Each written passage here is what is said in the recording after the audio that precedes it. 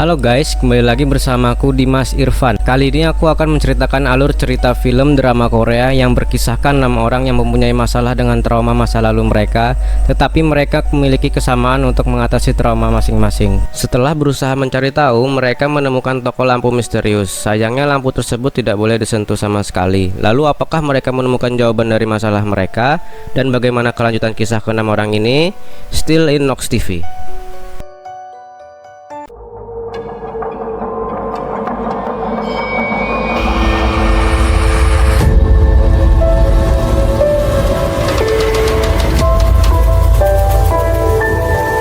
Berlatar di sebuah tempat toko lampu. Tentunya toko lampu tersebut bukan toko lampu biasa. Toko lampu itu dikunjungi oleh orang-orang dan juga jiwa-jiwa antara hidup ataupun mati. Suatu ketika seorang pria yang bernama Yun Min selalu pulang tengah malam. Ketika turun dari bus, dia melihat seorang wanita yang mengarah kepadanya. Penasaran dengan apa yang dilakukan wanita tersebut, Yun Min mulai menyapa wanita itu. Wanita ini berkata bahwa handphonenya hilang. Jadi Yun Min berusaha untuk membantu wanita tersebut untuk menemukan handphonenya. Lalu Yun Min meminta agar si wanita memberikan nomor HP-nya untuk bisa menghubungi HP wanita tersebut. Akan tetapi respon dia hanya diam saja dan gak berkata apa-apa. Setelah itu Yun Min merasa bahwa sudah tengah malam dan dia juga butuh istirahat, dan dia meninggalkan wanita itu sendirian. Setelah waktu berlalu, keesokan harinya ketika dia turun lagi dari bus yang dia gunakan, dia melihat wanita itu lagi di sana. Dan kebetulan pada malam itu hari turun hujan, dan juga dia menawarkan payung kepada wanita tersebut. 내일도 볼까요?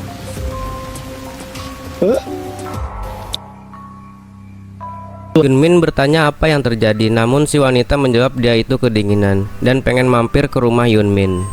Karena Yun Min kemarin bilang bahwa rumahnya tidak jauh dari situ, dengan rasa ragu-ragu akhirnya dia mau membantu wanita itu untuk pergi ke rumahnya.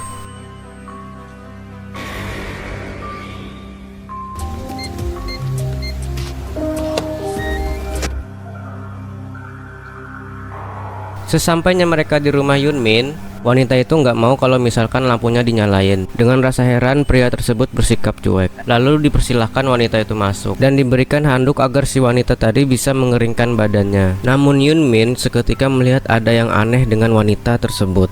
Ketika dia memberikan handuk, dia melihat bahwa kuku wanita itu ternyata letaknya berbeda dengan kuku manusia biasa. Dan merasa ada yang gak beres, Yun Min merasa ketakutan dan dia sudah mulai gemetaran. Tapi dia mencoba untuk tetap tenang. Dan ketika dia keluar dari toilet, tiba-tiba saja si wanita itu membuka kopernya, yang ternyata isinya gunting, pisau, dan lain-lain.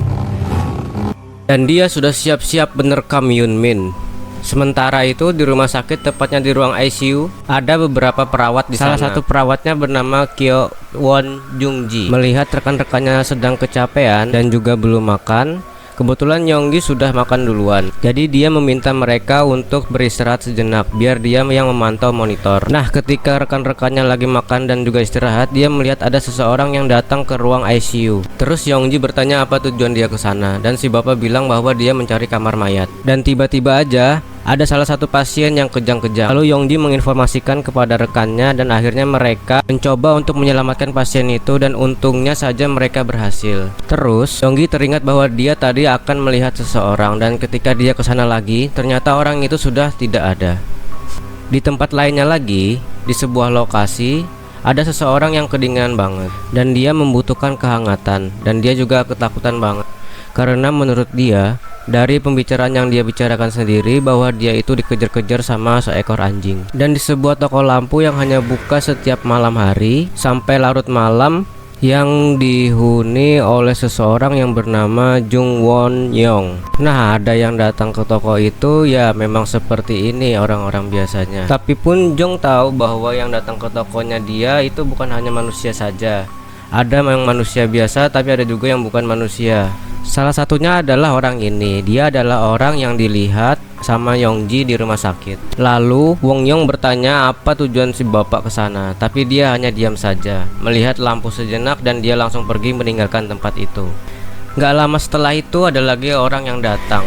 Nah, yang datang kali ini itu adalah seorang manusia biasa. Kalau misalkan manusia biasa datang ke toko Won, mereka membeli lampu sesuai dengan keinginan mereka dan gak diam aja kayak yang tadi. Setelah wanita itu pergi, tiba-tiba aja datang seorang pelanggan. Nah, pelanggan kali ini adalah pria yang kedinginan tadi. Jadi dia pengen mencari sesuatu yang hangat. Cuman Won Young bilang tokonya itu cuman jual lampu, nggak ada jual kayak gitu. Lalu dia bertanya apakah Won Young melihat seekor anjing. Won Young bilang enggak, dia nggak melihat apa-apa dan anjingnya itu juga tidak masuk ataupun lewat di depan tokonya. Setelah pria tadi keluar, tidak lama setelah itu datang lagi seorang ibu-ibu. Dengan keadaan basah, ibu itu masuk ke dalam toko dan kebetulan di luar sedang hujan. Lalu ibu itu melihat ke arah lampu. Pria penjaga toko memerintahkan untuk jangan menyentuh barang-barang yang di sana. Kalau misalkan mau beli, beli saja, dan juga bertanya barang apa yang dibutuhkan. Ketika ditanya penjaga toko, dia diam saja dan ibu itu langsung pergi. Nah, sementara itu di sebuah sekolah, ketika murid-murid lagi bersama-sama, ada salah satu murid siswi yang diam aja dan juga bolak-balik. Lalu ada seseorang yang menyadari itu.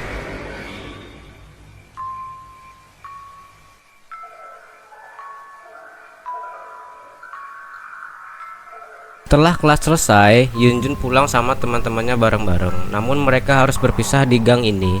Tapi itu adalah gang yang biasanya dilewatin Yunjun untuk pulang ke rumah. Namun teman-temannya bilang bahwa di gang tersebut ada cerita horor dan itu cukup menakutkan. Karena Yunjun terpaksa harus lewat gang itu, dia mencoba untuk tidak memikirkan perkataan dari teman-temannya. Lalu dia masuklah ke gang itu, berjalan dengan menyalakan lampu senter HP-nya. Karena di situ kebetulan juga tidak ada lampu, jalannya jadi gelap.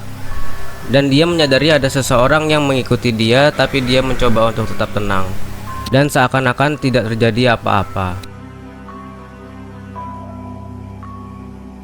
Karena disuruh ibunya. Kebetulan mereka berdua ini ternyata sudah cukup lama mengenal satu sama lain, karena Yeonju emang sering banget membeli lampu di tempatnya Won Young.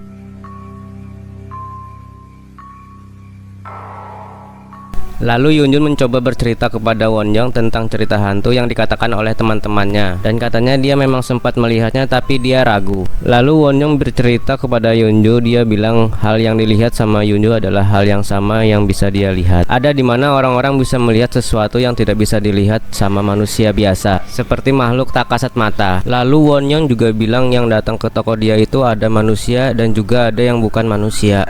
Dan dia juga cukup sulit untuk membedakan mereka. Kadang mereka bisa berbaur seperti halnya manusia biasa. Lalu Yunjun nanya cara membedakannya gimana, dan kalau misalkan Yunjun berjumpa dengan mereka itu gimana. Lalu Won Young bilang udah pura-pura nggak lihat aja, dan kalau terlanjur melihat mereka pura-pura bersikap biasa dan juga santai. Dan tiba-tiba saja Yunju ditunjukkan dengan sosok asli Won Young yang ternyata sudah tua dari pantulan kaca di mejanya. Nah, setelah itu Yunju berterima kasih kepada Won Young atas cerita dan pesannya. Dan sebelum Yunju pulang, Won Young sempat memberikan dia senter agar Yunju bisa pulang dengan selamat. Lalu setelah Yunju berjalan ke arah rumahnya, dan ketika ia sudah sampai depan pintu rumah, tiba-tiba saja dia melihat seseorang perempuan baru keluar dari sebuah rumah. Dan ternyata dia adalah orang yang bertemu dengan Yunmin tadi, dan kopernya penuh dengan darah. Besokan harinya ada seseorang perempuan yang bernama Yoon Sun Hye, di mana dia ini mencari sebuah tempat tinggal yang jauh dari keramaian, namun juga agak sedikit low budget. Setelah dia bertemu dengan pemilik rumah, dan sebenarnya dia pengen tempat yang lain, cuman si pemilik rumah itu bilang tinggal itu satu-satunya yang tersisa dan sesuai dengan budget Yoon Sun Hye. Namun setelah Sun Hye ini melihat-lihat ke dalam rumahnya, dia menemukan satu pintu di dalam rumah yang tidak boleh dibuka. Lalu muncullah rasa penasaran Sun Hye, namun si pemilik rumah bilang, udah pokoknya pintu itu tidak bisa dibuka, dan kalau misalkan nggak mau ya sudah, karena cuman itu sisa stok terakhir rumah yang sesuai dengan budget Sun Hye. Pada awalnya Sun Hye nggak mau, tapi setelah dia pikir-pikir ya sudahlah. Akhirnya dia masuk ke tempat itu dan membawa barang-barangnya, dan dia juga membersihkan tempat tersebut. Setelah disusun barang-barangnya, dia cukup tenang karena sesuai dengan keinginannya. Namu harero. Dan pada malam harinya ada seseorang siswa yang bernama Ji-ung. Dia lewat dari tempat yang cukup gelap, yang dimana tempat itu adalah gang rumahnya Sun Hye. Karena ketakutan banget, pria ini mencoba untuk bernyanyi agar rasa ketakutannya sedikit menghilang. Nyanyiannya Ji-ung sebenarnya cukup mengganggu konsentrasinya Sun Hye, tapi dia mencoba untuk tetap fokus. Lalu tiba-tiba saja Ji-ung sampai di toko lampu milik dari Won Young. Tapi siswa tersebut tidak masuk, dia hanya melihat dari luar saja. Dan ketika Sun Hye tertidur, dia tanpa sadar ada seseorang yang berada di dalam rumahnya dan memperhatikan dia selalu setiap hari.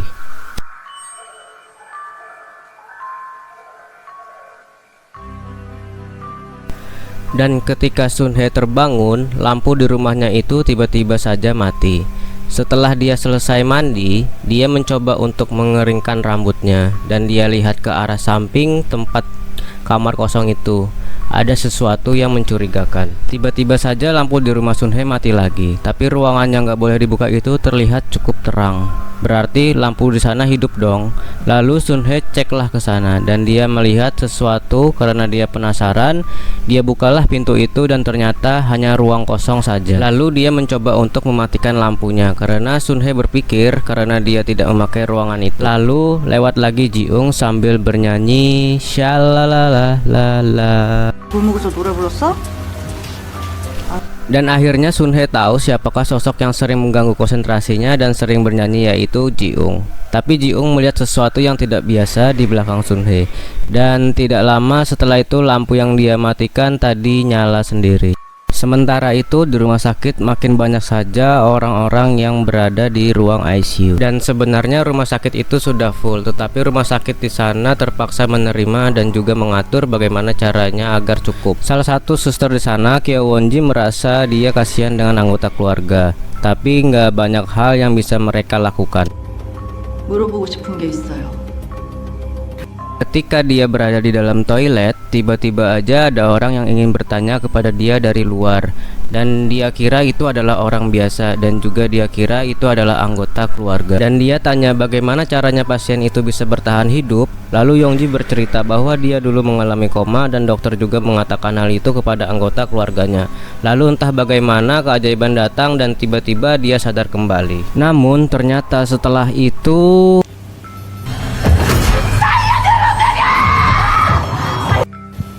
yang ngajak ngomong Yongji itu ternyata bukan manusia biasa, namun makhluk tak kasat mata. Yongji langsung berteriak ketakutan yang lampunya sempat mati lalu tiba-tiba nyala kembali dan makhluk tersebut sudah menghilang.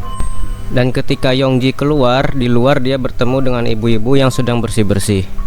Sementara itu di sekolah pada hari itu Yunju masih melaksanakan sekolah malam bersama teman-temannya. Setelah pulang sekolah karena kelasnya sudah selesai, tapi salah satu temannya itu nggak mau pulang karena dia mau di sana aja untuk beberapa saat. Dan ya sudah, karena Yunju ingin cepat pulang dan bertemu ibunya, jadi dia tinggalkanlah temannya di sana itu sendirian. Karena Yunju sudah membujuk terus agar temannya ini cepat pulang, tapi tetap saja temannya ini nggak mau pulang. Yunju seperti biasa melewati gang yang gelap itu, lalu dia nyalakanlah senter yang diberikan oleh Won Young dan dia mulai berjalan ke arah gang gelap itu. Ketika dia berjalan di gang itu, dia melihat seseorang di sana berdiri tanpa payung. Lalu dia tawarinlah untuk memakai payungnya itu. 쓰실래요? Ternyata itu adalah ibu-ibu yang sempat datang ke toko lampunya Won Young. Sebenarnya ibu-ibu tadi sudah pergi, tetapi Yunju tetap mengikuti dia karena dia nggak tega melihat ibu-ibu itu kehujanan. Akhirnya mereka pun pergi bersama ke tempat lampu itu rencananya. Lalu tiba-tiba saja Yunjun menyadari bahwa rambut si ibu tadi agak aneh dan dia mengingat kalimat si penjual lampu. Kalau bertemu dengan orang yang mencurigakan, pura-pura enggak terjadi apa-apa. Karena Yunjun sudah merasa ketakutan banget dan tiba-tiba aja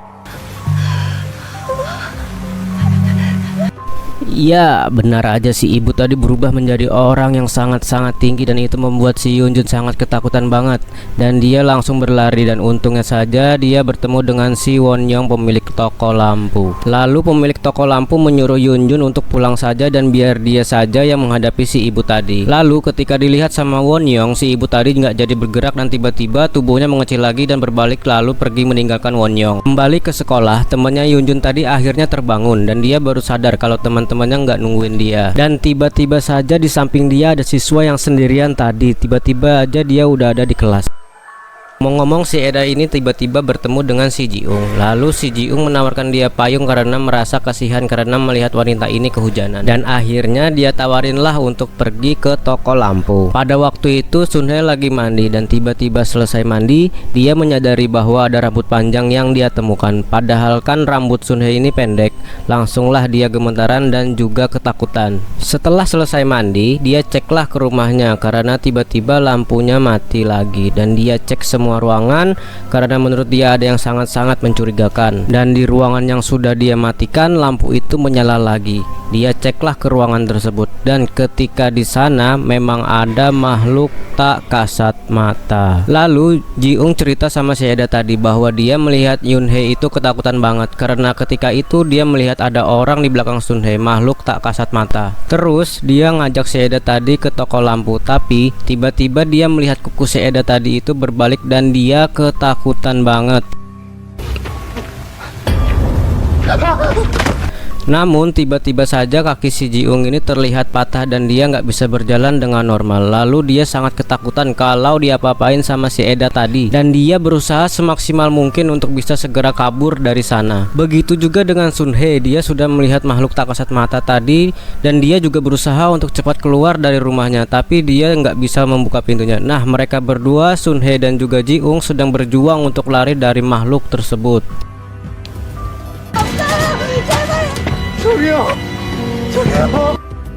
Namun saking ketakutannya mereka berdua itu kesulitan untuk bisa kabur dari sana. Apakah Sun-hee dan juga Ji-ung bisa berjuang untuk terlepas dari makhluk-makhluk tersebut? Sementara itu di tokonya Won-young kedatangan lagi seseorang dan ternyata yang datang adalah si Eda yang bertemu dengan si Ji-ung tadi. Ngomong-ngomong, wanita ini bernama Ji-young. Dia datang ke sana dan Won-young menanya apa tujuan dari Ji-young ke sana. Terus tiba-tiba aja ada seseorang detektif datang lagi, katanya dia mencari seseorang.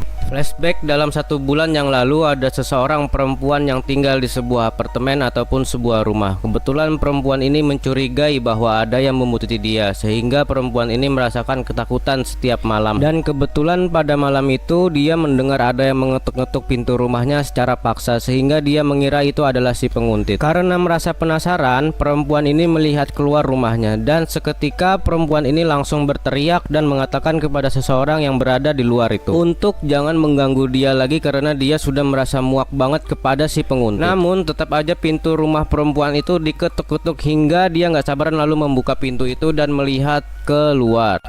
Tapi setelah perempuan itu melihat keluar, tidak ada orang sama sekali di luar itu. Tapi ketika dia melihat ke pojok ruangan, dia melihat sesuatu dengan mata yang berwarna kuning. Lalu orang itu langsung berlari menuju ke perempuan itu hingga akhirnya dia terjatuh dan meninggal. Lalu inilah wajah si pelaku dan bermata kuning. Selanjutnya ada seseorang pemuda yang masuk ke dalam bus sehingga dikira pemuda inilah yang membunuh perempuan tadi. Tak lama seorang polisi datang ke sana dan mencari pemuda tersebut. Polisi tadi menyuruh supir dan penumpang yang ada di sana untuk segera keluar. Dan dia mengatakan kepada pemuda yang bersembunyi di belakang tadi bahwa dia adalah pelakunya. Dan di dalam bus tiba-tiba aja ada perempuan yang dibunuh, namun hanya arwahnya aja. Dikira sama polisi itu bahwa si penguntit ini tadi takut karena melihat dia, tetapi tidak, karena dia melihat arwah perempuan tadi. Berpindah ke rumah kakek-kakek tua di daerah yang sama. Pada malam itu kakek ini sedang asik menonton. Lalu tiba-tiba aja ada orang yang mengetuk-ngetuk pintunya. Dan ketika dia menengok, kakek ini mendapatkan hal yang tak terduga. Keesokan harinya, polisi yang bernama Yang Sung-sik dia mengecek hal yang terjadi kepada perempuan kemarin. Namun tiba-tiba aja kasusnya itu sudah ditutup dan dinyatakan perempuan ini meninggal gara-gara rumahnya kebakaran. Dan kebetulan juga dia melihat seseorang pria yang kebetulan saksi sehingga dia penasaran dengan saksi tersebut karena dia merasakan ada hal yang aneh. Pada malam harinya dia pergi ke tempat si kakek tadi itu yang dikabarkan tiba-tiba saja meninggal. Dan tim forensik datang ke sana. Kakek itu dinyatakan meninggal gara-gara mengalami stroke. Namun Sung-sik ini merasakan ada hal yang aneh ketika dia mencek HP si kakek bahwa si kakek sempat menghubungi keluarganya dan juga dia mengecek TKP bahwa memang ada beberapa hal yang gak sinkron dengan beberapa hal yang dinyatakan tim forensik. Setelah dia mencoba mengecek HP si kakek tersebut sempat menghubungi anak dan cucunya sebelum dia meninggal dan juga dia cek di TV-nya siaran apa yang diputar sama si kakek. Lalu dia juga cek di remote-nya dan dia mendapatkan satu petunjuk bahwa kakek tersebut, ya kakek itu kidal dan tidak seharusnya bukan acara itu yang diputar karena cuman satu tombol aja yang ditekan oleh si kakek dan itu bukanlah acara yang terputar. Setelah itu Sung-sik pulang sebentar ke rumahnya untuk menenangkan pikirannya. dan mau makan. Lalu tiba-tiba aja dia teringat tentang istrinya. Kemungkinan istri Sung-sik itu sudah meninggal dan kemungkinan pula pelakunya juga sama. Lalu dia teringat kebersamaan mereka berdua. Tapi kenyataannya dia harus tetap tinggal sendiri, bahkan mau masak pun dia mager banget dan akhirnya dia cuma makan mie instan aja. Setelah itu dia balik lagi ke kantornya dan meminta bantuan sama rekannya untuk mencari tahu restoran Tionghoa yang berada di daerah rumah si kakek, karena dia merasa ada hal yang aneh dari sana. Lalu mulailah dia mengecek dari pagi sampai sore restoran yang sudah dia list, tapi hingga sekarang dia belum menemukan restoran yang mencurigakan. Tapi Sung-sik tidak menyerah dan berusaha mencari restoran itu. Hingga pada akhirnya pada malam hari semua restoran udah dia cek tetapi nihil. Lalu setelah itu dia tibalah ke satu restoran, bukan restoran Tionghoa melainkan restoran Korea. Sehingga dia masuk ke restoran tersebut dan juga memesan makanan. Setelah dia perhatikan lokasi-lokasi itu dan terutama chefnya sedang memasak, dia teringat dan melihat suatu barang, sebuah kacamata yang digunakan oleh si saksi yang datang ke kantor polisi. Akhirnya inilah yang dia cari karena dia menduga saksi inilah pelakunya. Lalu tanpa basa-basi dia bertanya tentang kasus kematian si kakek. Ada hal yang janggal menurut dia. Dan dia lanjut bertanya, "Sepertinya lu kan pelakunya?" Karena di sini dia sudah menyelidiki dan sangat yakin banget bahwa pelakunya adalah pemilik restoran ini. Lalu pemilik restoran mengatakan bahwa dia nggak tahu apa-apa dan juga dia nggak paham apa yang disampaikan sama Sung-sik.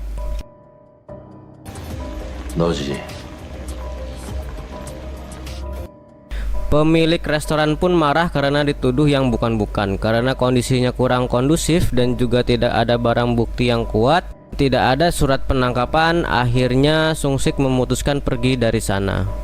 Lalu keesokan harinya Sung-sik mencoba lagi mencari-cari dengan mengambil beberapa berkas yang kebetulan si pemilik restoran kemarin itu saksi di berbagai tempat kejadian yang sama. Hingga 1 bulan telah berlalu. Akhirnya Sung-sik mendapatkan waktu untuk menangkap si pelaku. Kebetulan pada hari itu si pelaku sedang mengejar perempuan lagi dan berhasil ditangkap oleh Sung-sik.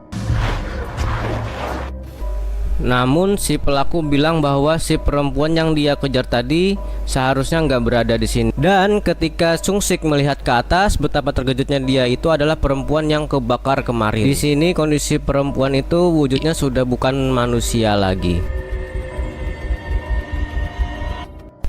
Jadi di sini Sung-sik juga memiliki kemampuan yang sama dengan Won-young, Young-ji dan Yun-ju. Jadi mereka itu bisa melihat arwah. Terus yang paling membuat Sung-sik merasa heran adalah mata si pemuda itu yang berwarna kuning, yang berarti dialah penguntit si perempuan di awal film. 오셨습니까? 경찰입니다.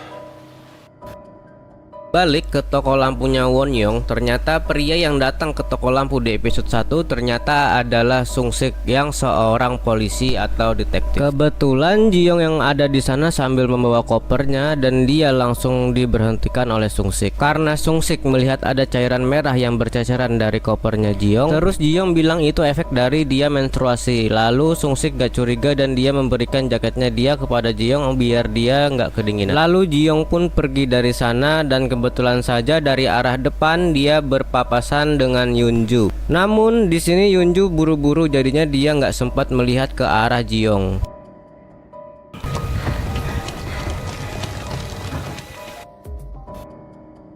Dia mau membeli lampu lagi, mampirlah dia ke tempat Won-young. Namun di sana lagi ada tamu si detektif. Won-young menyuruh untuk pulang dulu, besok aja baru ke sana. Akhirnya Yun-ju pun pulang dan di sini Won-young bertanya kepada Sung-sik mengapa dia bisa tahu dan kenapa dia bisa tiba-tiba datang ke tempatnya Won-young.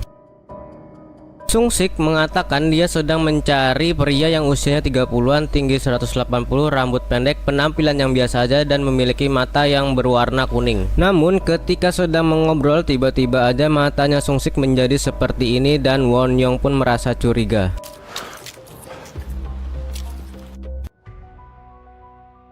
Lalu Won-young bertanya lagi bagaimana caranya Sung-sik bisa tahu dan juga sampai ke tempatnya dia. Sung-sik bilang karena dia mengikuti si pria yang dia cari lalu berakhir di sana. Setelah itu dia langsung pergi keluar dari toko itu. Sementara itu, di sini ada seorang dokter dan perawat sedang mengkremasin seorang mayat. Ketika itu terjadi, kejadian yang tak terduga yang membuat si perawat itu pun kaget.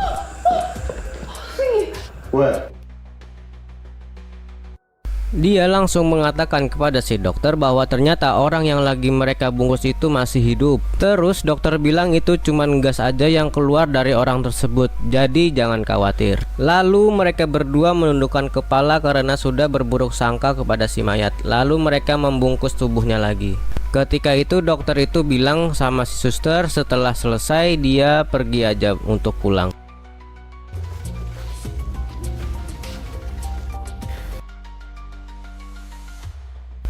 Dan setelah suster tadi itu pulang, ternyata si dokter tahu maksud dari perkataan si suster tadi. Kalau sebenarnya si mayat tadi bukan hidup kembali, melainkan arwahnya saja yang bisa ngomong ke dokter. Dan Pak Dokter bilang untuk mencoba ikhlas saja sama orang-orang yang sudah kamu tinggalkan, dan juga ikhlaskan kamu sudah meninggal. Lalu si arwah pun itu bilang enggak bisa begini, dia enggak mau dan juga dia enggak terima. Dan akhirnya tubuhnya itu dimasukkan ke dalam sebuah tempat yang nantinya akan dikremasi kemudian.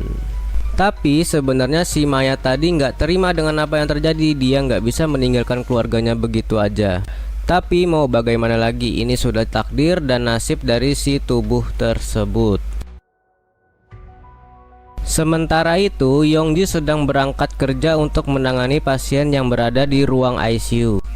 Dia merasakan ada hal yang aneh dan ada yang mengikuti dia, tapi dia mencoba untuk bersikap biasa aja.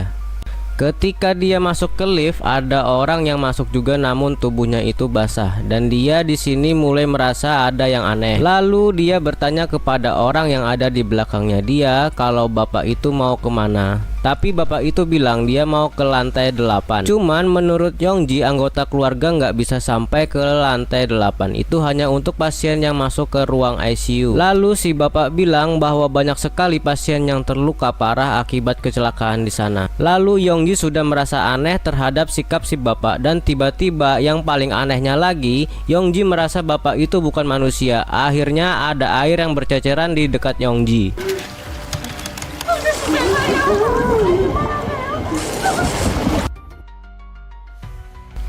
Si bapak tadi mengeluarkan jutsu air sehingga menyebabkan lift tadi hampir penuh dan membuat Yongji hampir aja tenggelam. Lalu tiba-tiba aja Yongji berteriak. Ketika dia terbangun dan membuka matanya, keadaan sudah kembali normal dan si bapak tadi sudah menghilang. Lalu dia kembali ke tempat kerjanya, bekerja seperti biasa. Dan kebetulan si pasien di ruang ICU itu sudah sadar. Cowok ini adalah salah satu pasien ruang ICU yang akibat sering mabuk-mabukan. Sebenarnya Yongji di sini pengen mencoba untuk mengajak si pasien tadi untuk berbicara berdua. Dan dia meminta izin kepada ketua perawatnya, lalu dia ajaklah pemuda tadi untuk mengobrol berdua.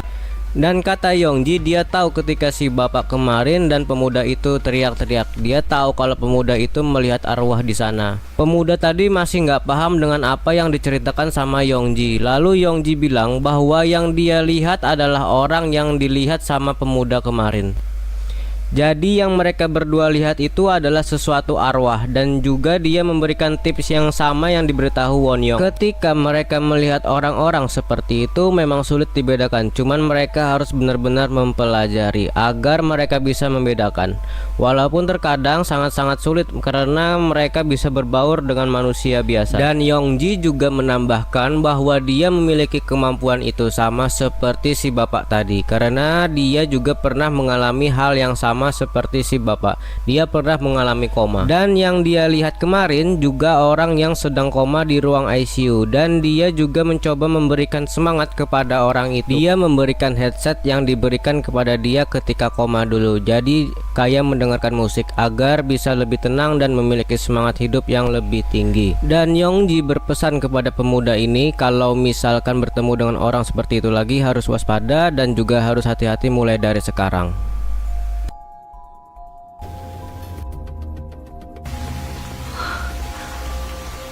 어제 봤지? Lalu di sebuah tempat Yongju berpapasan lagi dengan Ji-young. Lalu di sini Ji-young nanya, Yunji ini mau kemana? Dia bilang mau ke toko lampu. Dan kenapa Yunju ini sering banget membeli lampu? Dia bilang dia disuruh emaknya. Sebenarnya Yunju tahu perempuan ini tuh bukan manusia dan dia sudah mulai ketakutan dan buru-buru langsung kabur dari sana. Tapi setelah itu dia berjumpa lagi dengan orang yang bukan manusia juga, yang kemarin mencari-cari anjing, yang kemarin datang ke tokonya Wonyong. Awalnya Yunju kira dia itu manusia biasa, tetapi ketika dia hidupkan senter yang dikasih sama Wonyong, dia akhirnya sadar dan juga tahu bahwa orang yang sedang ngobrol sama dia itu bukanlah manusia biasa. Akhirnya di sini tuh Yunju gemetaran dan langsung berlari. Dia langsung pulang ke rumahnya dan buru-buru ke tempat ibunya karena dia sudah sangat ketakutan. Setelah dia sampai ke rumahnya, dia bertemu dengan ibunya. Tetapi ada yang aneh dengan ibunya. Ketika Yunju bilang nggak jadi membeli lampu karena ada sesuatu hal di toko itu dan meminta maaf ke ibunya, cuman ibunya nggak merespon katanya Yunju. Lalu dipeluklah ibunya dan ibunya pun memeluk balik Yunju. Dan ternyata yang perlu kalian tahu, pasien si dokter tadi yang di kamar mayat itu adalah ibunya Yunju. Dan di sini Yunju nggak tahu kalau ibunya sudah meninggal, bahkan arwah ibunya sendiri nggak tega bilang ke Yunju bahwa dia itu sudah nggak ada. Dan dari luar, Ji-young memperhatikan ke dalam rumah Yunju. Dia sudah mengincar karena ada ibunya Yunju di situ, jadi dia nggak bisa melakukannya. Di awal film diceritakan beberapa orang yang datang ke toko lampu ternyata adalah orang-orang yang dalam keadaan koma di ruang ICU, yang berarti mereka ini sedang berada di dunia arwah antara kehidupan ataupun kematian. Yang ternyata toko lampu merupakan cara mereka untuk kembali ataupun pindah ke tubuh manusia mereka masing-masing. Sebenarnya apa yang membuat mereka bisa seperti ini dan apa yang membuat mereka ke toko lampu? Dan mereka-mereka yang nggak memiliki lampu tidak akan bisa kembali lagi ke dunia. Namun bagi mereka yang bisa menyentuh lampu dan memiliki nama di lampu itu, mereka masih mempunyai kesempatan untuk tetap hidup.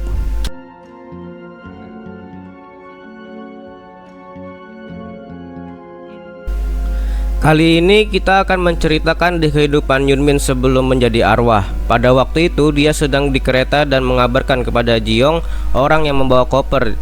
Jadi mereka berdua ini adalah sepasang kekasih. Jadi pada malam itu rencananya Yunmin mau pergi ke tempat Ji-young. Tapi setelah Ji-young memberikan jawabannya membuat Yunmin agak ragu-ragu. Jadi dia tanya apakah ibunya datang menemui Ji-young atau tidak. Lalu Ji-young bilang bahwa ibunya tidak datang. Dan juga Ji-young bilang agar mereka bisa bertemu besok aja. Tapi Ji-young langsung menghapus pesan tersebut dan bilang lagi kepada Yunmin bahwa oke, dia juga merindukan Yunmin. Sebenarnya Yunmin pada hari itu ingin melamar Ji-young karena dia sudah mempersiapkan bunga, beberapa kartu ucapan dan juga cincin untuk melamar sang kekasih. Dan kebetulan pada hari itu adalah hari ulang tahunnya Lee Ji-young. Ternyata Ji-young di sini berbohong kepada Yunmin bahwa ibunya Yunmin memang sempat datang ke rumahnya dan menyuruh untuk dia agar memutuskan hubungan mereka karena ibunya menentang hubungan mereka berdua. Yang dikarenakan alasannya itu Ji-young ini tuli. Setelah turun dari kereta, Yunmin itu pengen mencari bus, entah kenapa dia balik lagi ke kereta karena untuk mengambil barang-barang yang ingin dia berikan kepada Ji-young. Tapi setelah dia ke kereta ternyata keretanya itu sudah pergi. Jadi di sini dia terpaksa merelakan hadiah tersebut dan juga dia mengirimkan pesan kepada Ji-young bahwa sekarang dia sedang di halte bus untuk menuju ke rumahnya Ji-young. Sementara itu Sun-hye dan Hee-won, orang yang bisa menjadi tinggi, ternyata mereka berdua itu bersama dan juga sangat akrab.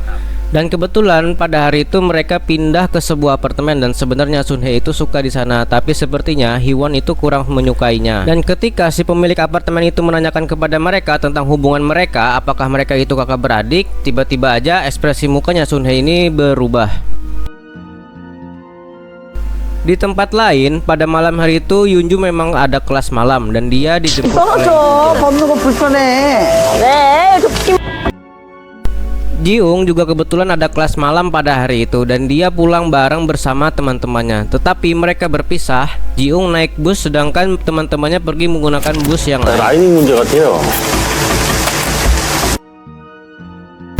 Lalu bapak yang sedang menelpon ini merupakan supir bus dan dia tahu bahwa ada kerusakan di dalam mobilnya. Jadi dia ini melaporkan tentang kondisi dari bus tersebut dan dia pengen memperbaikinya pada malam itu. Cuman kalau misalkan dia perbaiki di hari itu juga, dia harus mengeluarkan biaya pribadi baru nanti diklaim. Akhirnya di sini dia memutuskan untuk nanti saja memperbaikinya. Setelah itu dia mempersilahkan orang-orang yang mau naik ke busnya dia. Salah satunya ada seorang anak yang dititipkan sama neneknya kepada Pak supir ini. Lalu naiklah orang-orang ke bus yang mau pergi menggunakan bus tersebut. Gak lama setelah itu Yunmin juga naik. Dan selain itu juga ada Ji-young di dalam bus tersebut. Dan saat ini Pak supir itu sudah merasa keanehan lagi di dalam mobilnya. Dia mencoba bawalah bus tersebut karena dia juga nggak punya biaya untuk memperbaiki mobilnya itu sendiri. Lalu Sun-hye masih marah kepada Hee-won. Dan mereka itu bukan hanya sekedar teman biasa, tetapi mereka itu suka sesama jenis. 여자끼리 연인인 게 뭐 어때서? 힘들 것. Jadi Sun-hye itu mau hubungan mereka itu dipublish. Cuman Hee-won bilang itu cukup beresiko karena orang-orang pasti pada belum bisa menerima hal tersebut. Karena hal itulah Sun-hye marah banget kepada Hee-won. Lalu setelah itu mereka berdua masuk ke dalam bus yang di dalamnya ada Yunmin dan juga Ji-young. Cuman tempat duduk mereka itu berpisah karena Sun-hye di sini masih ngambek kepada Hee-won. Dan beberapa orang yang naik pertama itu sudah turun terlebih dahulu. Jadi sisanya beberapa orang saja yang ada di sana. Sebenarnya Pak supir itu sudah nggak mau menerima penumpang lagi, tapi Yunju dan ibunya tetap memaksa untuk naik bus tersebut karena mereka sudah ketinggalan bus-bus sebelumnya. Pada awalnya bus itu melaju dengan baik-baik aja dan tidak ada masalah sama sekali. Tapi secara tiba-tiba Pak supir merasa ada yang aneh dengan mobilnya dia. Dan gak lama setelah itu mobil tersebut tiba-tiba bannya bocor dan mereka langsung terpelanting.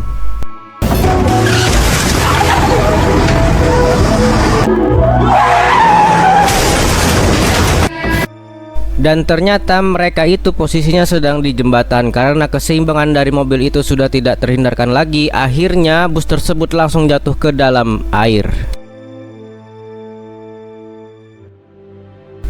Dan kebetulan pada saat itu Ji-young lewat ke sana dan dia melihat ada bus yang terjatuh dari jembatan. Pada awalnya Ji-young di sini panik banget karena dia tahu pacarnya itu mungkin naik bus yang sama. Lalu dia mencoba menghubungi 119, cuman kan dia ini bisu. Dia juga bingung melaporkannya bagaimana. Lalu dia larilah sekencang mungkin untuk mendapatkan bantuan.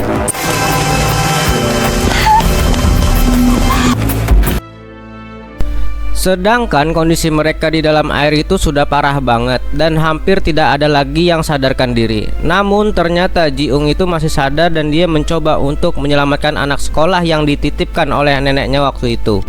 Tapi setelah dia sudah kehabisan nafas, akhirnya Ji-young pun pingsan. Sedangkan Pak supir meninggal di tempat.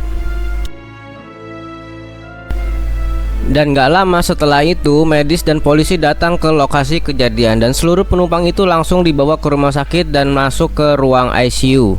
Dokter-dokter dan juga suster bekerja sama bagaimana mereka harus menyelamatkan, yang dimana orang-orang tersebut merupakan korban dari bus yang terjatuh. Sementara itu keluarga-keluarga dari korban yang lain sudah menunggu di sana, termasuk orang tuanya dari Yunmin. Dan yang pertama yang diumumkan meninggal adalah Pak supir yang merupakan suami dari ibu ini. Ibu ini jelas terlihat sedih banget. Kemudian Ji-young dia masih bisa diselamatkan, cuman harus dibawa ke ruang lain. Dan setelah itu ayah dari Yunju berpakaian serba hitam yang mengartikan bahwa istrinya ataupun ibunya Yunju itu sudah meninggal. Sementara itu Yunju ternyata dia ada di sini dan dia dibawa ke ruang lain agar mendapatkan pertolongan lebih lanjut. Dan juga untuk Sun-hye dia masih selamat dan ada kedua orang tuanya di sana. Sementara itu pacarnya dia yang bernama Hee-won itu dinyatakan meninggal dan tidak ada keluarganya yang menunggu. Lalu yang terakhir itu adalah Yunmin. Orang tuanya masih menunggu bagaimana kabar dari dia. Dan gak lama setelah itu ada seorang polisi yang menghampiri mereka dan mengatakan bahwa mereka menemukan HP-nya Yunmin di sebuah mobil. Dan ketika itu dibuka-bukalah sama ibunya Yunmin. Dia itu marah banget karena Yunmin masih berhubungan dengan Ji-young. Lalu ibunya Yunmin bilang kepada Ji-young bahwa Yunmin itu sudah meninggal dan itu gara-gara Ji-young. Lalu di sini Ji-young pun merasa shock banget mendengar kabar tersebut dan menyangka itu benar-benar gara-gara dia. Padahal nggak lama setelah itu dokter mengumumkan bahwa Yunmin itu masih bisa diselamatkan.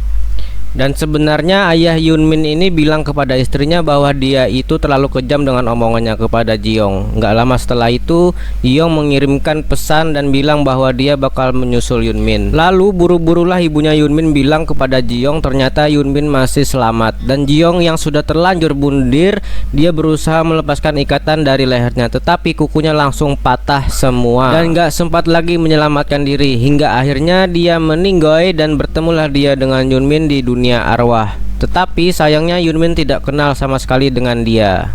Itulah awal mula mereka muncul di dunia arwah dan mereka harus ke toko lampu untuk menyelamatkan diri mereka. Hingga akhirnya Ji-young dinyatakan tidak bernyawa dan sudah dibawa ke kamar mayat. Lalu jasadnya dimasukkan sama dokter dan suster ini untuk dimasukkan ke lemari pendingin sebelum 3 hari kemudian akan dimakamkan. Lalu kita flashback lagi bagaimana kisah romantisnya hubungan antara Ji-young dan juga Yunmin. Jadi pada waktu itu mereka benar-benar seperti pasangan yang sangat serasi. Pokoknya Ji-young selalu menunggu Yunmin dan Yunmin sangat sayang kepada Ji-young. Mereka berdua itu sangat sering berpergian ke sana kemari, bahkan mereka juga nonton bioskop bersama dan terlihat keduanya saling mencintai.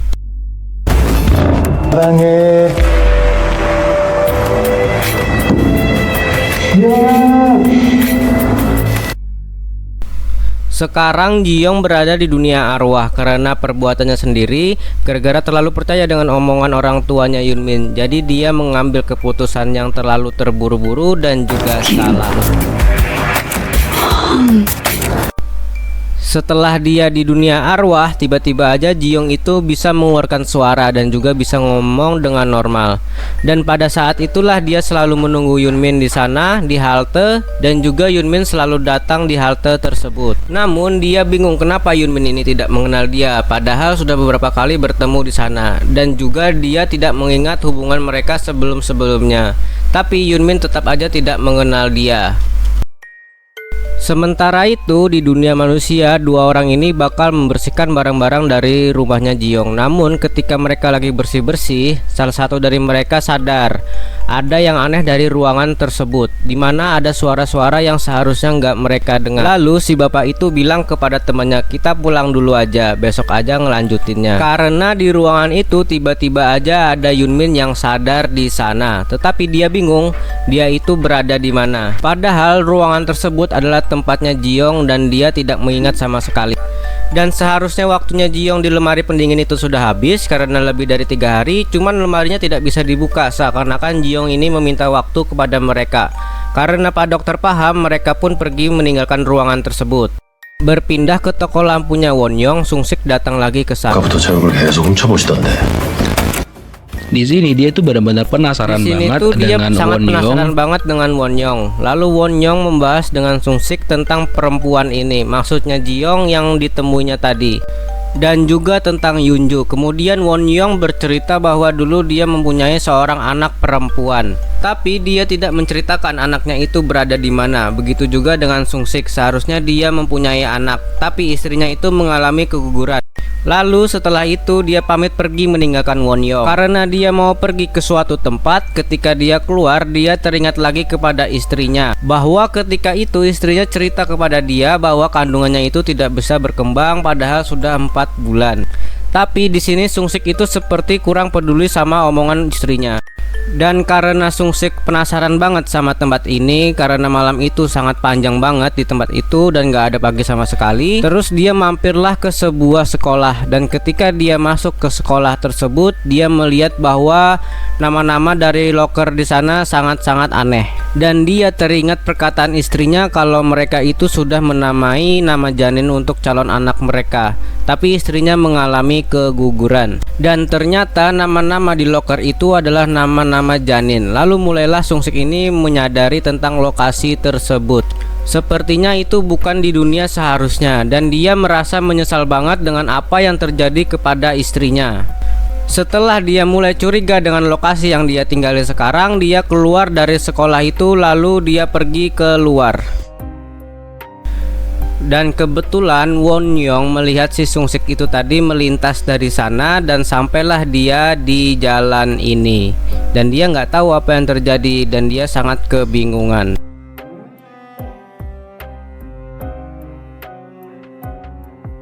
Dia benar-benar rindu banget kepada istrinya dan menyesali ketika istrinya cerita tentang calon anak mereka, dan ketika itu dia tidak peduli sama sekali. Sementara itu Yunju dia sudah menuju perjalanan ke arah rumahnya, dan ketika itu dia melihat ada anjing yang dicari-cari sama pria yang dia temuin sebelumnya. Lalu dia suruh anjing tersebut untuk pergi dari sana sebelum ditangkap sama pria itu. Dia baliklah ke rumahnya dan ketika di lift dia berpapasan dengan Yunmin. Ketika itu Yunju sangat-sangat ketakutan kepada dia. Yunju melihat ke arah bajunya Yunmin, dia melihat ada cairan.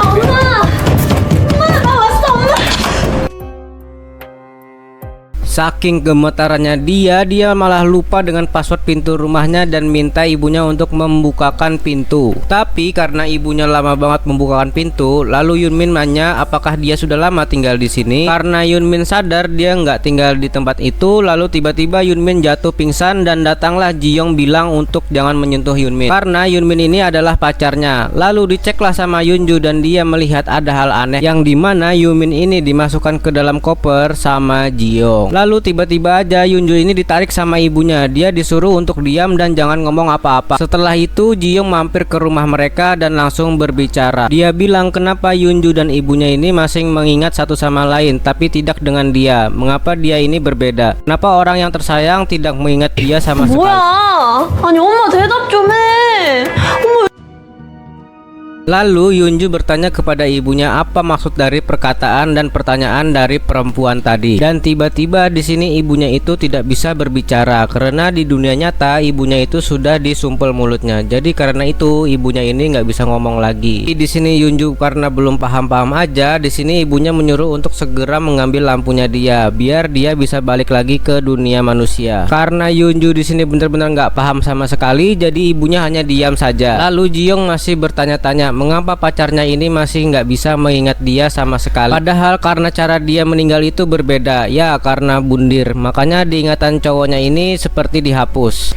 Dan ketika Yeonji itu baru datang ke rumah sakit untuk melakukan shift kerja, dia melihat seorang anak yang duduk bersama ibu-ibu. Ternyata si ibu itu adalah seorang arwah. Lalu ketika Yeonji menghampiri si nenek ini, si nenek itu kaget kenapa Yeonji itu bisa melihat dia. Lalu di sini tuh si nenek ini bercerita dia meninggal karena sudah waktunya, maksudnya karena umurnya sudah tua. Dan dia sayang banget kepada cucunya tadi yang duduk di sebelahnya dia. Dan dia masih nggak tega ninggalin cucu kesayangannya, tapi mau bagaimana lagi karena sudah waktunya dia meninggal. Ya dia harus menerima keadaan. Dan menurut si nenek agar arwah-arwah itu nggak gentayangan, mereka harus melupakan semuanya. Si nenek juga memberikan nasihat kepada Yeonji untuk makan makanan yang lebih bergizi karena dia selalu makan buah-buahan aja, nggak ada asupan protein dan segala macamnya. Dan ketika mereka ngobrol, Yeonji ini mendengarkan seluruh cerita si nenek. Setelah itu dia balik lagi bekerja karena sudah waktunya shiftnya dia. Dan temannya bilang bahwa dia mendengar sesuatu di ruangan tempat Yunmin dirawat. Sebenarnya Yeonji itu tahu dan melihat ada sosok Ji-young di dalam sana. Dan dia masuk ke dalam, lalu disinilah dia langsung cerita sama Ji-young bahwa dia, dokter dan perawat-perawat lainnya sudah berusaha menyelamatkan mereka secara maksimal. Tapi balik lagi semua tergantung dengan Yunmin. Tinggal Yunmin yang menentukan bagaimana semangatnya untuk bisa kembali hidup, yang membuat dia bisa balik lagi ke tubuh manusianya dan juga selamat. Di sini Yeonji juga yakin bahwa Yunmin berjuang bukan dengan sendirian melainkan dibantu oleh orang lain. Ya, jadi di sini dia dibantu sama Ji-young yang selalu menjahit tubuhnya Yunmin agar Yunmin itu bisa balik lagi ke dunia manusia. Dan di sisi lain Sunhae juga sudah mulai sadar akan sesuatu. Lalu dia ceklah ruangan yang nggak boleh dimasukin, yang lampunya selalu hidup mati. Dan ketika dia masuk ke dalam, dia sadar bahwa Park Hae-yeon ada bersama dia. Dan ketika itu dia teringat perkataan dia sama Yeon terakhir kalinya untuk jangan pernah ketemu dia lagi. Dia sangat menyesal banget dengan omongannya itu dan menangis sejadi-jadinya. Dia pengen Park Hae-yeon itu ada di sampingnya untuk menemani dia. Dia memanggil-manggil nama Haewon karena dia sudah sangat menyesal dan juga sangat sedih. Dan tanpa disadari bahwa Haewon itu ada di sampingnya dia dan selalu bersamanya, bahkan selalu memeluk dia. Keesokan harinya ternyata anak ini selamat dan juga sudah sadar. Jadi dia menemui Yongji karena dia pengen membalikan bola milik Jiung. Jadi karena dia berpikir Jiung itu sempat menyelamatkan dia ketika dia tenggelam, sebagai ucapan terima kasihnya dia pengen membalikan bola kesayangannya dari Jiung. Lalu Yongji bilang, oke, kayaknya dia kenal dengan orang yang dimaksud sama si anak. Nantinya dia akan memberikan bola itu kepada Jiung. Lalu di dunia arwah, Jiung berusaha agar bagaimana caranya menyelamatkan Yunmin agar dia bisa sadar. Dan tanpa disadari dia juga berpapasan dengan bapak supir dan mencari cara untuk mengeluarkan orang-orang yang terjebak di sana. Dan di sisi lain, Pak Detektif ketika dia mau merokok, dia teringat bagaimana dia itu bisa ke dunia arwah. Ya, pastinya dia juga mengalami kecelakaan setelah dia sadar, lalu dia baliklah ke toko lampu. 커피 한 잔 더 주시겠습니까? Dia bilang ingin meminum kopi lagi, lalu dia bertanya kepada Won-young ini sebenarnya tempat apa, karena dia merasa dari kemarin ada yang aneh dari diri dia, bahkan ada yang aneh dengan tubuhnya dia. Bahkan kopi yang dikasih sama Won-young itu juga nggak berasa panas sama sekali, seakan-akan dia itu berada di dunia yang berbeda, bukan di dunia yang seperti dia huni sebelumnya.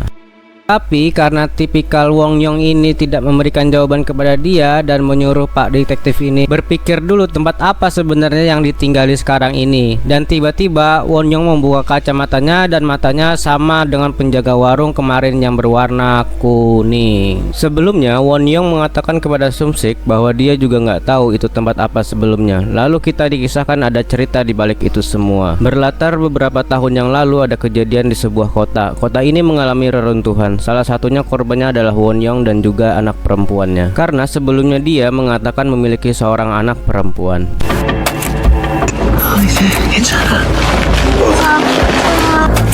Jadi pada waktu itu anaknya Won-young itu tertimpa bahan bangunan dan dia nggak bisa untuk menyelamatkan anaknya. Tapi anaknya yang masih sekecil itu berusaha untuk menenangkan Won-young. Dia bilang akan baik-baik saja. Lalu Won-young mengatakan kepada putri kecilnya bahwa dia berjanji selama permen putrinya masih ada dan sebelum habis dia bakal balik lagi untuk mendapatkan bantuan kepada anaknya. Dan sebisa mungkin dia keluar dari sana untuk mencari bantuan. Hingga dia datanglah ke sebuah gang yang tidak ada ujungnya. Dia mencoba mencari pertolongan tapi nggak ada seorang pun yang datang di sana. Hingga akhirnya dia menemukan sebuah toko yang bercahaya terang dan dia mencoba untuk mendatanginya, dan itu ternyata adalah toko lampu.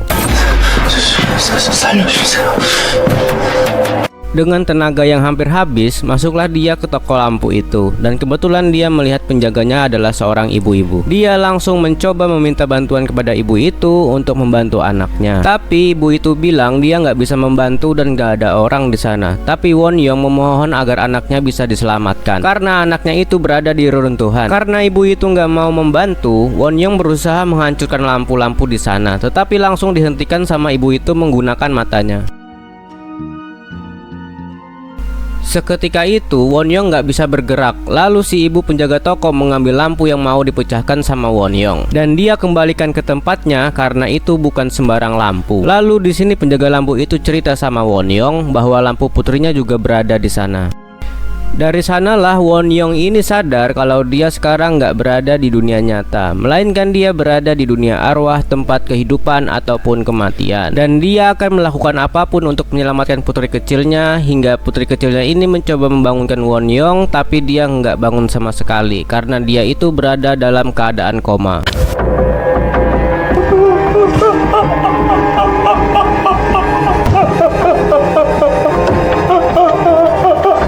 Won-young yang sadar bahwa hanya dia yang meninggal, jadi dia meminta bantuan kepada pemilik lampu untuk memberikan lampu putrinya. Won-young bilang akan melakukan apapun untuk menyelamatkan putrinya. Tapi dengan satu syarat, si penjaga lampu bilang mereka harus membuat sebuah kesepakatan. Makanya Won-young menjadi penjaga lampu sekarang. Dan juga untuk menyelamatkan putri kecilnya. Hal-hal itulah yang dia ceritakan kepada Sum-sik. Namun Sum-sik ini masih belum percaya dan juga belum yakin dengan apa yang diceritakan sama Won-young. Saking geramnya, Won-young mengatakan bahwa tempat itu adalah alam baka. 사후세계입니다.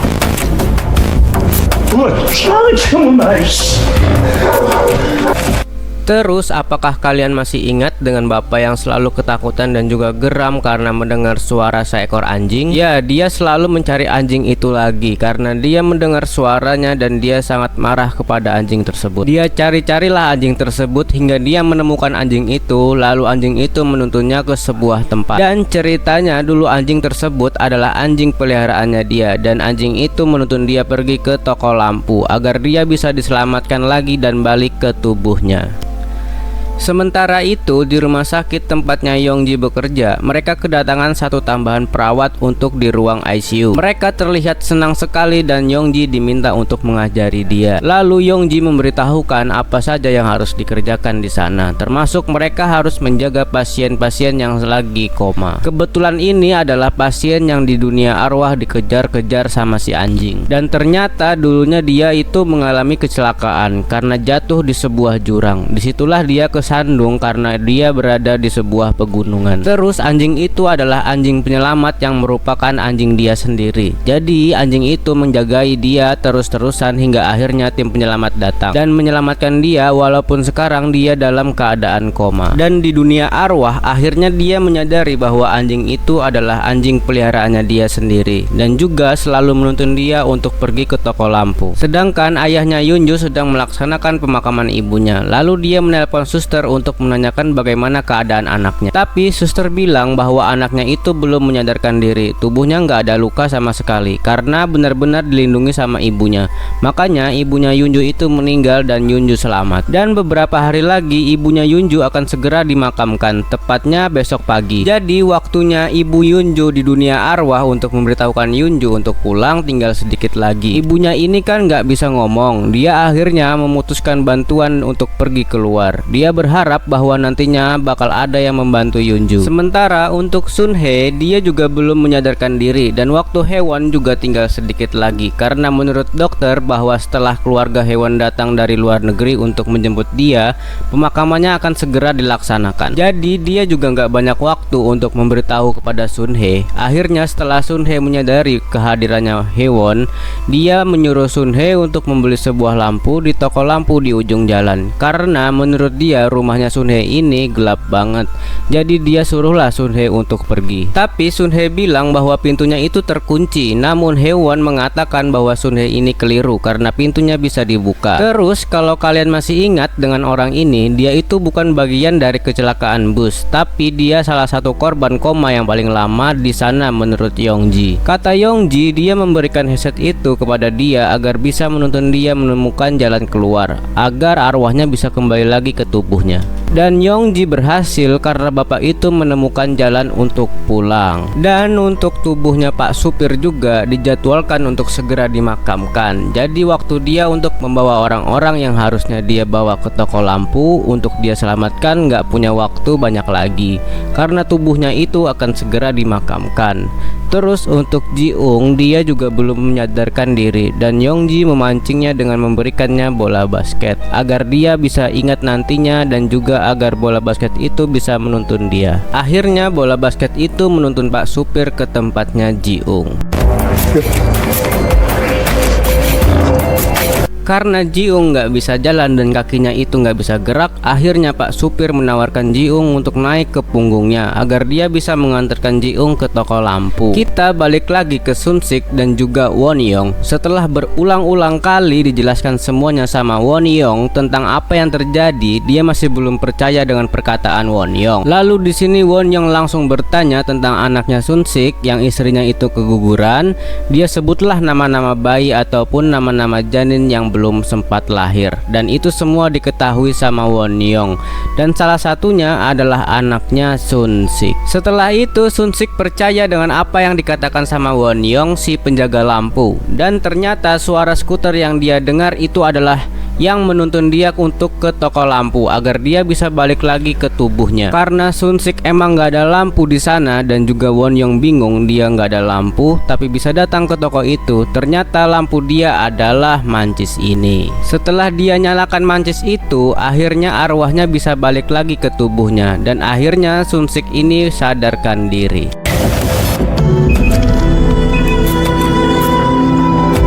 Sementara itu, si anjing berhasil membawa tuannya ke toko lampu, dan dia juga berhasil menemukan lampunya dan memegang lampu itu hingga dia berhasil balik ke tubuhnya. Lalu untuk Ji-ung dan Pak Supir, mereka juga berhasil sampai ke toko lampu yang diantarkan sama Pak Supir. Cuman Pak Supir nggak bisa mengantarkan dia tepat di toko lampu karena dia harus mencari korban-korban yang lainnya, dan akhirnya dia juga meminta maaf kepada Ji-ung atas apa yang terjadi karena dia merasa menyesal sekali atas perbuatannya dia kepada mereka. Ya, walaupun dipikir-pikir sebenarnya nggak semuanya salah Pak Supir. Lalu Ji-ung bilang dia memaafkannya. Setelah itu dia berpamitan kepada Pak Supir. Hingga nggak lama setelah itu Ji-ung sampai ke toko lampu dan langsung disambut sama Won-young.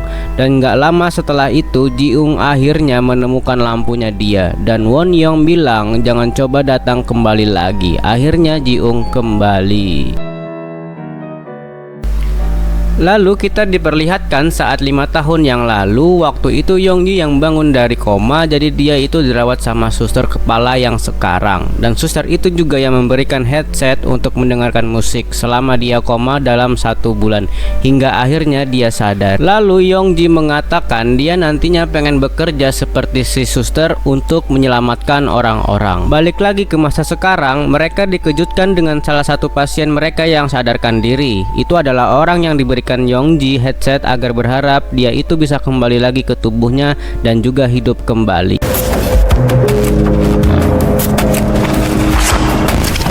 Sementara itu di dunia arwah, Ji-young masih berusaha untuk menyelamatkan kekasihnya Yunmin. Jadi dia berusaha menjahit tubuhnya Yunmin lagi agar Yunmin ini bisa sadar dan juga mencoba untuk mengingat dia. Lalu Yunmin sadar dan Ji-young menunggu dia lagi seperti biasa di halte bis. Karena sadar waktunya sudah hampir habis, karena sebentar lagi dia akan dimakamkan, dia langsung masuk ke dalam bus itu dan menyapa Yunmin, lalu memaksa Yunmin untuk segera mengingat dia karena waktu itu benar-benar nggak ada lagi. Tapi lagi dan lagi Yunmin beneran bingung dan juga malah nggak tahu perempuan yang sedang dia ajak ngobrol. Dan saking geramnya Ji-ung terus-terusan memaksa Yunmin untuk segera mengingat dia.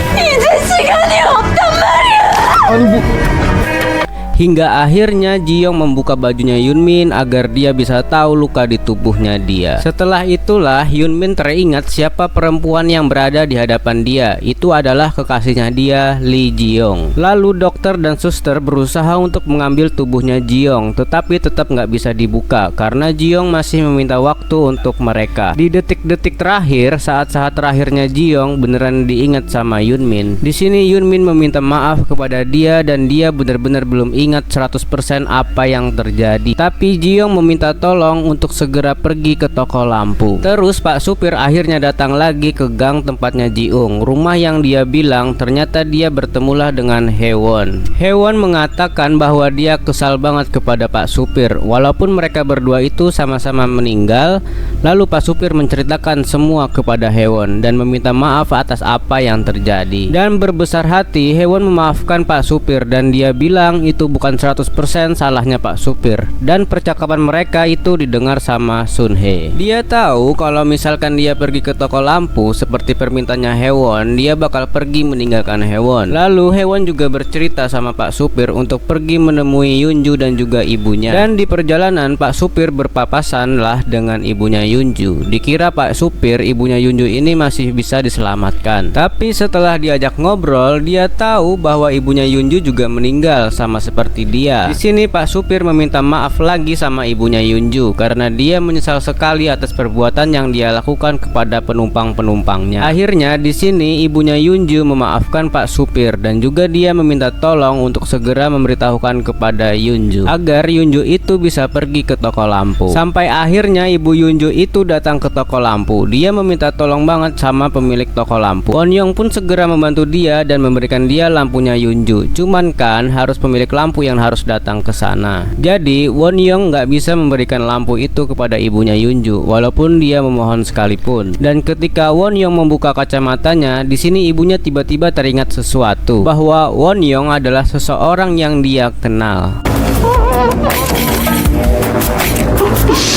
Lalu Ibu Yunju melihat banyak banget coklat di sana dan dia memberikan coklat itu kepada Won-young dan membuka coklat itu. Lalu kalian ingatkan, Won-young mempunyai seorang anak yang selamat dan anaknya itu ternyata adalah ibunya Yunju. Disinilah Won-young sadar itu adalah anaknya dan langsung memeluk anaknya.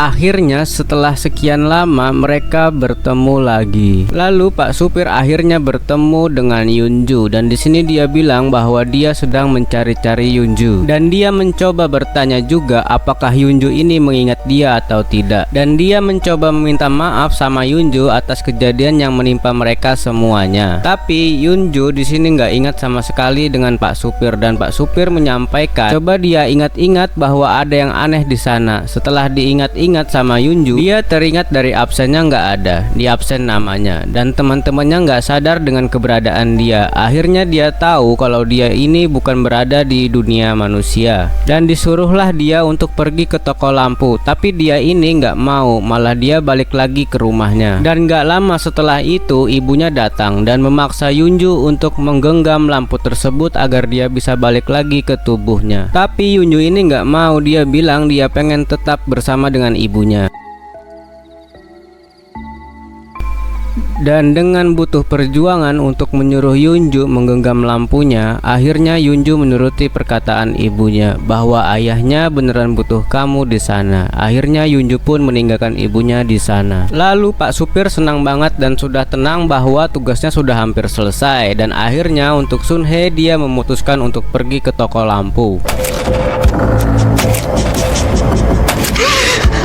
Walaupun dia merasa sedih karena harus berpisah dengan Haewon, dengan berat hati sampailah dia ke toko lampu dan disambut sama Won-young. Gak butuh waktu lama, Sun Hye langsung menemukan lampunya. Tapi karena kelewat bucin, sebenarnya tubuhnya itu sempat sadarkan diri dan sempat balik sebentar. Tapi ketika dia genggam lampu itu, dia memutuskan untuk tetap tinggal di sana bersama Haewon. Akhirnya dia memecahkan lampunya sendiri, yang berarti bahwa dia nggak bisa balik lagi ke tubuh aslinya, alias meninggal. Lalu dia menemui Haewon lagi dan dia bilang bahwa dia balik dan pengen hidup bersama kekasihnya. Untuk Yunmin, dia berhasil diantar sampai ke toko lampu oleh Ji-young. Jadi di sini Ji-young bilang bahwa saat dia berada di toko lampu, ambil aja lampu yang bersinar dan balik lagi ke tubuhmu. Dan dia memberikan pelukan terakhir. Dan dengan berat hati, Ji-young harus benar-benar merelakan kepergian kekasihnya. Mereka harus berpisah. Lalu Ji-young merasa sedih banget dan menangis terseduh-seduh di depan toko lampunya Won-young. Lalu kita balik lagi ke dunia manusia 3 bulan kemudian yang sudah berlalu, dan di sini Ji-young sudah diperbolehkan untuk pulang dari rumah sakit. Dia dijenguk sama Yunji dan dia memberikan hadiah sepatu yang ada lampu-lampunya. Sepatu ini sangat penting banget buat Ji-young. Lalu Ji-young berterima kasih atas bantuan Yunji selama ini dan juga berhasil menyadarkan dia. Terus kan untuk Won-young, dia bakal kedatangan arwah-arwah lagi karena si kakek pemilik apartemen ini memberikan banyak sekali lampu untuk orang-orang yang koma. Untuk Pak Supir, ya dia jadi supir juga tetapi di dunia arwah. Dan untuk Sun Hye dan juga Haewon, mereka hidup bahagia di sana. Lalu untuk Yunju, dia bisa bersekolah lagi setelah sekian lama dan dia diantarkan sama ayahnya. Ayahnya Yunju selalu berusaha menyemangati dia agar semangat lagi, dan ketika di kelas, akhirnya Yunju merasakan di kelas itu ada namanya dan dianggap sama guru dan teman-temannya. Cuman saat itu dia masih butuh untuk berpikir dan juga menenangkan diri. Jadi dia pergi keluar sebentar dan dia benar-benar merasakan bahwa dia berada di dunia nyata dan dia beneran nggak mau untuk menghilangkan ingatannya dia waktu di dunia arwah karena dia nggak mau lupa sama ibunya. Ngomong-ngomong, ibunya Yunju ini hidup bahagia di dunia arwah bersama ayahnya yaitu Won-young. Jadi tiap kali ibunya itu mengunjungi Won-young dan Won-young selalu menganggap dia anak kecil, makanya mereka selalu memakan coklat bersama. Dan anjing dari arwah yang sudah balik ke tubuhnya juga tetap tinggal di sana di tempatnya Won-young. Terus saat itu Yunju ternyata diikutin sama temannya yang berada di dunia arwah karena ketika Yunju pergi nggak ada lagi yang mengenali dia dan nggak ada lagi temannya di sana. Jadi dia beneran buntutin Yunju dan dia bilang dia pengen berteman dengan Yunju karena dia mempunyai rahasia yang bakal dia ceritakan. Dan untuk Sunsik akhirnya dia kembali ke kedai si mata kucing. Di sini akhirnya dia sadar bahwa selama ini dia itu ternyata diselamatkan oleh si pemilik kedai dan dia selama ini salah sangka akan hal itu. Karena menyelamati dia makanya si pemilik kedai itu meninggal. Dan juga tugasnya untuk mengusir arwah-arwah yang seharusnya nggak ada di dunia, dia nggak bisa lagi melaksanakan tugas itu hingga akhirnya dia berikanlah kepada Sunsik dan juga dia memberikan kekuatannya kepada Sunsik. Lalu keadaan Yunmin sekarang seperti ini dan dia belum bisa melupakan traumanya walaupun sudah mencoba berkali-kali untuk diterapi. Lalu saat dia balik lagi ke apartemennya, di sini diceritakan bahwa Ji-young itu masih belum terima atas apa yang terjadi sama dia. Dan dia dengan nekatnya pergi ke tempat Yunmin di apartemennya dan seketika lampu di sana mati. Lalu Yunmin menghidupkannya kembali. Dan ketika itu datanglah arwah Lee Ji-young dengan keadaan seperti ini.